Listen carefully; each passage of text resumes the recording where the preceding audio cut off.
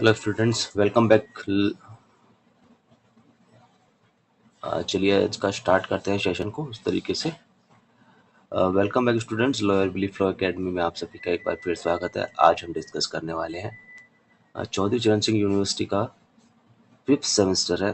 Fifth semester के अंदर हम जो डिस्कस करने वाले हैं वो K5005 ड्राफ्टिंग और प्लीडिंग के बारे में हम डिस्कस करने वाले थे। तो चलिए आज फटाफट से आगे डिस्कस करते हैं कि प्लीडिंग में क्या है। आज हम बात करने वाले हैं, इससे पहले हमने एक पार्ट 1 बना दिया है, आप वो पार्ट 1 देख सकते हैं। इससे पहले सबसे पहले अगर आपको समझना है तो आपको सबसे पहले पार्ट 1 देखना पड़ेगा। पार्ट 1 देखने के बाद आप इस पार्ट 2 पे आ सकते हैं। तो आज हम जो डिस्कस करेंगे वो डिस्कस करेंगे execution of petition. Execution of petition जैसे ही नाम से पता चल रहा है, एग्जीक्यूशन एग्जीक्यूशन मतलब इसमें तो अथोराइज जो अथॉरिटीज़ होती हैं, जिन्हें अथोराइज किया जाता है, वो इस काम को आगे लेके जाते हैं, पिटिशन के काम को। तो मतलब यहाँ पे ये हुआ, तो authorise the officer to carry the judgement of execution. जो जजमेंट कोर्ट के द्वारा दिया जाता है उन्हें एग्जीक्यूटर जो एग्जीक्यूटर है या ऑफिसर है उसको आगे इन्फोर्स में लेके आते हैं। इन्फोर्समेंट ऑफ डिग्री और ऑर्डर ऑफ द कोर्ट। अगर कोर्ट में कोई ऑर्डर दिया है या डिग्री होता दिया है तो उसका जो है अनुपालन है वो उनके द्वारा किया जाता है। फिर आगे हम डिस्कस करेंगे memorandum of appeal and revision और रेफरेंस टू रिव्यू। अपील मतलब जैसे कि हो सकता है कि किसी ऑर्डर के खिलाफ कोई ऑर्डर आया है और आप उस ऑर्डर को लगता है कि उस ऑर्डर के अंदर जो है कुछ कमियां हैं जो कि जैसे आपने या फिर किसी कारणवश जो है नहीं हुई है पूरी, और जो आपको पूरी तरीके से न्याय नहीं मिला है, तो उसके लिए आप उससे अपील कर सकते हैं एक हायर कोर्ट में। जैसे मान लीजिए सेशन कोर्ट है तो आप उसके अंदर हाई कोर्ट में जाके अपील कर सकते हैं। साथ ही हम उसके साथ अब डिस्कस करेंगे आगे कि अपील और एंड रेफरेंस ऑफ का क्या मतलब हो। यहाँ पे द सेट असाइड या reverse the decision of subordinate court constituted appeal. मतलब मैंने जिस तरीके से आपको बताया कि जो कोर्ट का जो ऑर्डर आता है, जो सबऑर्डिनेट कोर्ट्स होते हैं उनके जो ऑर्डर्स को आता है उसे सेट असाइड करने के लिए जब हम अपील करते हैं आगे, तो ग्राउंड ऑफ अपील पे हम अगर हम बात करेंगे किस तरीके की कौन कौन से जो ग्राउंड्स होते हैं, दो ग्राउंड्स पे हम बात करेंगे। पहला बात करेंगे हम फॉर्मल पार्ट पे और दूसरा हम उसके अंदर मटेरियल पार्ट पे डिस्कस करेंगे, ठीक है। फिर हम तीसरा जो उसके अंदर देखेंगे रिलीफ के बारे में भी बात करेंगे। रिलीफ एक तरीके का ऐसा होता है जब आपको किसी तरीके से रिलीफ मिलता है, रिलीफ जैसे आरामदायक, जैसे नॉर्मल शब्दों में कहते हैं कि रिलीफ मिला है, तो रिलीफ मीन्स आराम, कि आपको वहाँ से कुछ छूट मिली है, कुछ इस तरीके की बेनिफिट्स मिले हैं, तो उसको रिलीफ में काउंट होता है। रिवीजन एक ऐसा प्रोसेस होता है जिसके अंदर सूट को अलग से सूट अलग होता है और इसकी प्रोसीडिंग अलग से चलती है। दोनों की प्रोसीडिंग साथ साथ नहीं चलती। Not a constitution of the suit but it's together two separate proceeding. ये सूट जब कोई किसी के केस फाइल होता है वो रिवीजन में होता है, तो जो ऑलरेडी एग्जिस्टिंग में जो केस चल रहे होते हैं या मैटर चल रहा होता है वो ये उससे हटकर होता है, तो उनको साथ में क्लब नहीं किया जाता है, तो ये उस तरीके से होता है। आगे हम बात करेंगे इसके अंदर पिटीशन, रिट पिटीशन के बारे में। आप सभी स्टूडेंट्स को पता भी होगा, इससे पहले भी आप लोग पढ़ के आए होंगे कि रिट पिटीशन क्या होती है। तो रिट पिटीशन के बारे में जानने के लिए आपको हम उसके अंदर डिस्कस करेंगे आगे कि रिट पिटीशन क्या होती है। साथ ही हम डिस्कस करेंगे इसके अंदर कि रिट पिटीशन कहाँ कहाँ लगाई जाती है। तो आर्टिकल 226 और 32 के अंदर जो है रिट पिटीशन लगाई जाती है। रिट पिटीशन को हम जो है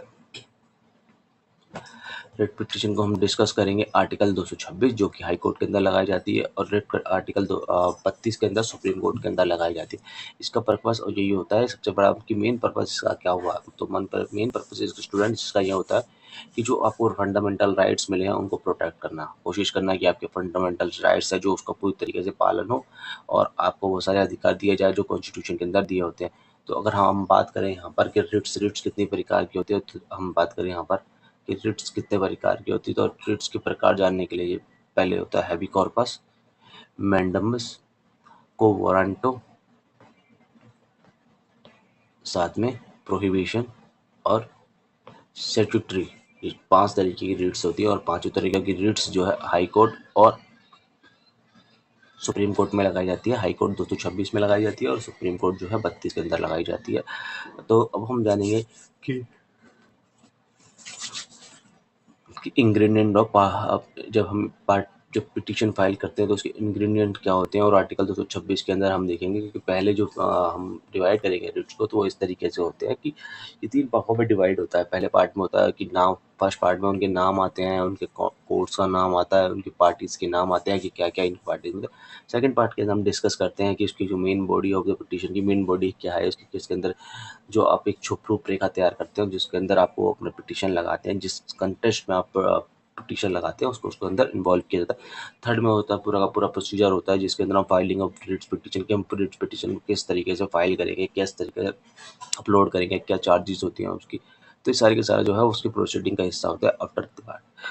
अब हम आगे डिस्कस करने वाले हैं कंप्लेनेंट की। अगर कंप्लेनेंट की बात करें तो ये सीआरपीसी के सेक्शन 2D में आता है, जो लेट डाउन होता है। तो कंप्लेंट का मतलब होता है यहाँ पर कि means any allegation made orally या फिर written to a magistrate. Complaint in the sense होता है कि कभी कभी आपको ऐसा होता है कि आपको किसी चीज़ की कंप्लेंट करनी होती है, जो आपको कॉग्निजेबल और नॉन कॉग्निजेबल के बाद हमने जब आगे देखा तो हम बात करेंगे इसमें कंप्लेंट में आगे हम क्या था कि कंप्लेंट क्या होता है कि इन केस कभी आप देखेंगे कि कॉग्निजेबल और नॉन कॉग्निजेबल ऑफेंस जब हो जाते हैं तो उस केस में क्या होता है कि मान लीजिए उदाहरण के लिए एक बार पर देख लेते हैं इसे कि जब आप किसी पुलिस स्टेशन या कहीं जाते हैं तो वो आपके द्वारा जो है जो रिपोर्ट है वो इस तरीके से लिखा दी जाती है कि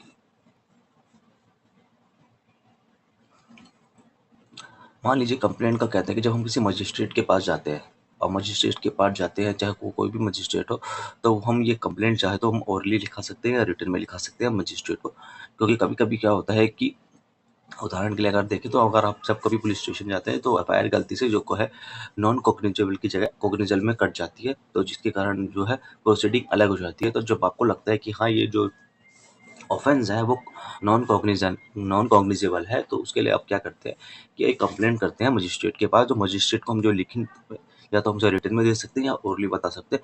फिर जो है इसको मजिस्ट्रेट डिसाइड करते हैं कि ये कॉग्निजेबल में रहेगा कि और नॉन कॉग्निजेबल में रहेगा। तो actually is under this code फिर अब जब कॉग्निजेबल होता है ना तो उसके अंदर क्या होता है कि वो सेक्शन सीआरपीसी के सेक्शन 2D के अंदर फिर इसको डिसाइड किया जाता है कि ये कॉग्निजेबल रहेगा कि नॉन कॉग्निजेबल रहेगा।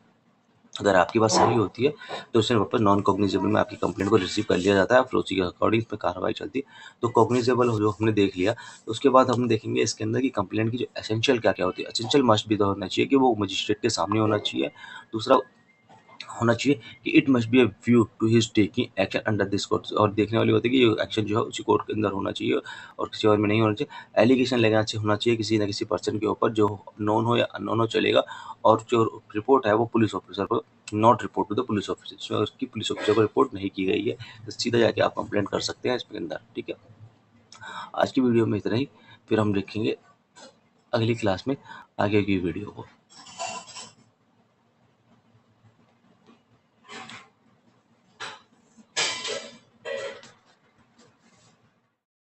स्टूडेंट्स, पार्ट 3 में आप सभी का एक बार फिर स्वागत है। आज हम डिस्कस करने वाले हैं बेल एप्लीकेशन को। बेल एप्लीकेशन का मतलब ये होता है कि टू गिव या फिर डिलीवर।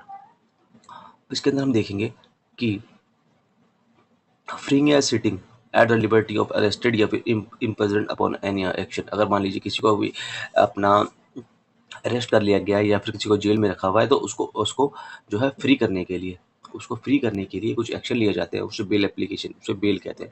बेल के अंदर जो है बेल आपकी सिविल नेचर की भी हो सकती है और क्रिमिनल नेचर की भी हो सकती है, जैसे कि आपको यहाँ पे दिख रहा है। और उसके बाद क्या होता है कि अगर बेल को हम टर्म में समझे तो बेल है क्या जी, एक तरीके की सिक्योरिटी होती है जो कि प्रेजर के अगेंस्ट जो ट्रायल के दौरान जमा करानी होती है।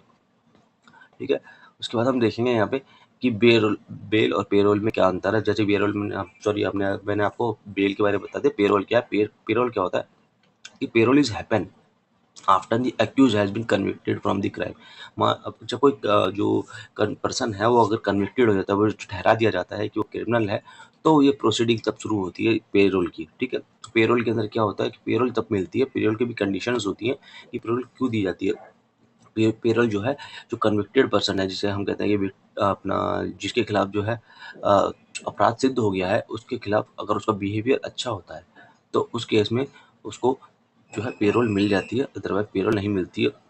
वो डिपेंड करता है अपना कि जज साहब के ऊपर डिपेंड करता है कि जस्ट अपना कि वो किस तरीके से उसको देखते हैं। ग्रांटेड ऑफ द ट्रायल, अगर जब ट्रायल होता है, ट्रायल होने के बाद ही पेरोल को जो है ऑप्शन अनेबल होता है, उससे पहले अनेबल नहीं होता। और पेरोल को अगर देखा जाए तो पेरोल जो मिलती है वो पेरोल बोर्ड से मिलती है और बेल जो है वो कोर्ट से मिलती है। तो दोनों में ये सारे के सारे में डिफरेंस है। मैंने पेरोल के बारे में आपको बता दिया है और आगे चलो डिस्कस करते हैं बेल एप्लीकेशन के बारे में। बेल एप्लीकेशन के अंदर जब आप बेल की एप्लीकेशन लिखते हैं तो उसके अंदर क्या-क्या आप चीज़ों को आपको ध्यान में रखना होता है वो सारी। The application when to be made the when any person is arrested. Application जब बनाई जाएगी तो तब जैसा कि हमने यहाँ पे देखा था कि बेल एप्लीकेशन तब स्टार्ट हो जाती है जब कोई पर्सन अरेस्टेड हो जाता है। दूसरा पॉइंट यहाँ पर हम देखेंगे कि एप्लीकेशन में be made in the person is through the advocate. Advocate के थ्रू ही कर सकते हैं या फिर अरेस्टेड पर्सन हिमसेल्फ खुद भी कर सकता है। जरूरी नहीं है कि वो एडवोकेट के लिए ही एडवोकेट के साथ ही जाकर अपना जो बेल एप्लीकेशन फाइल कर सकता है। वो खुद भी जाकर अपने राइट्स के लिए जो है बेल की एप्लीकेशन के लिए अप्लाई कर सकता है। The right of the accused to be defended by a lawyer of his choice right is given given CrPC और कॉन्स्टिट्यूशन। मैंने कहने का मतलब है कि जो एक्यूज को जो बेल एप्लीकेशन के लिए फाइल करना है वो उसका राइट भी है और सीआरपीसी के अंदर इसका ऐसा भी प्रावधान है कि वो बेल एप्लीकेशन के लिए अप्लाई कर सकता है। अगर फोर्थ पॉइंट में देखें तो accuse in the police custody during the investigation has a right to have to access the legal advice. जब कोई कन्विक्टेड पर्सन जो है पुलिस कस्टडी में होता है तो उस कस्टडी के अंदर उसके पास इन्वेस्टिगेशन के दौरान राइट है कि वो लीगल एडवाइस ले सकता है। ठीक है, अब बेल एप्लीकेशन के नेचर के ऊपर बात करेंगे तो बेल नेचर जो है वो डिपेंड करता है अपना कि बेल गारंटेड की जाएगी कि नहीं की जाएगी और ये डिपेंड करता है जज साहब की डिग्री के ऊपर।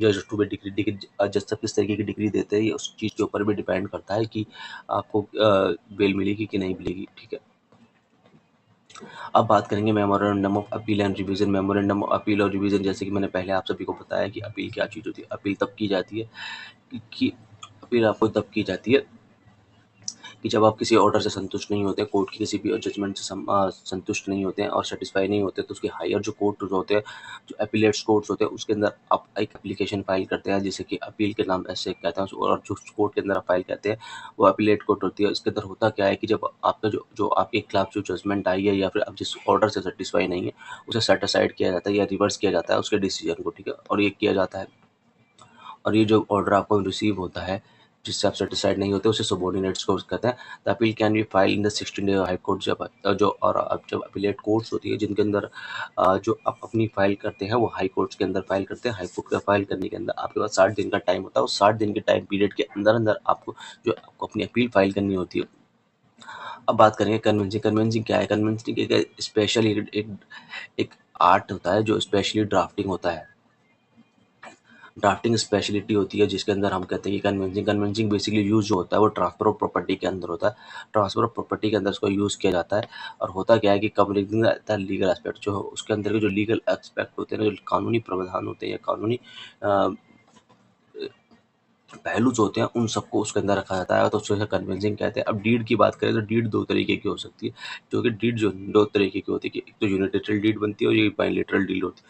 यूनिलैटरल डीड होती है जब वन पक्षीय समझौता होता है जिसमें एक कर लेता है दूसरे करने की जरूरत नहीं पड़ती और दूसरा डबल साइडेड पार्टी होती है, दोनों की दोनों बाइलैटरल डील करते हैं। उसमें होता है कि एक रिटर्न पेपर के अंदर लिखा जाता है बोथ पार्टीज के द्वारा। ठीक है, फटाफट से अगर आगे देखते हैं, अब डीड के एसेंशियल पे बात करते हैं। डीड के एसेंशियल पे बात करेंगे तो उससे पहले मैं आप सभी को बता देना चाहता हूँ कि अगर चैनल पे नए हैं तो चैनल को लाइक करेंगे, सब्सक्राइब करेंगे और अपने सभी दोस्तों तक शेयर करेंगे। और अगर आपको वीडियो समझ में आ रही है तो लाइक करेंगे।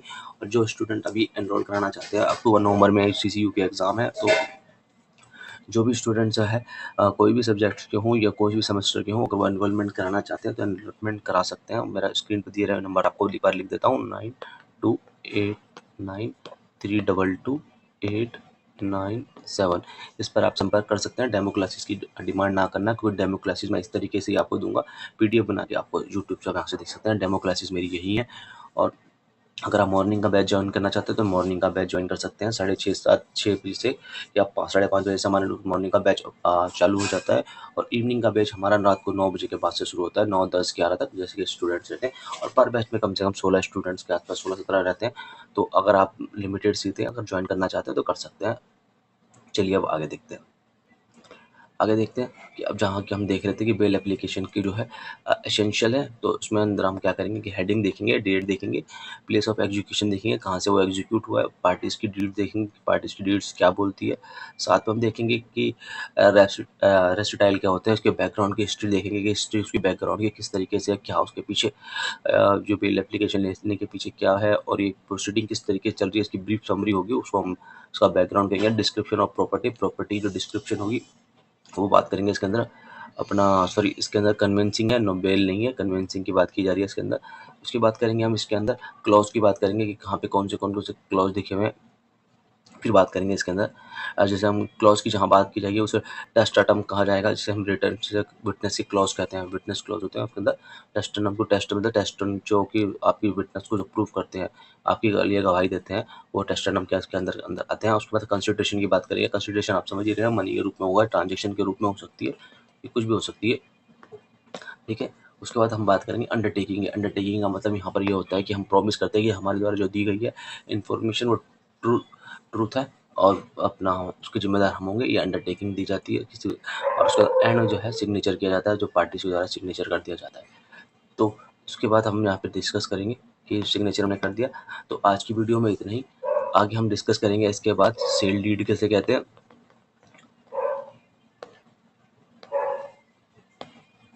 सेल डीड कैसे कहते हैं। जो स्टूडेंट यहाँ तक पहुँच गए हैं उन सभी को बहुत बहुत धन्यवाद। ये अपनी वीडियो मन लगा के पढ़ी।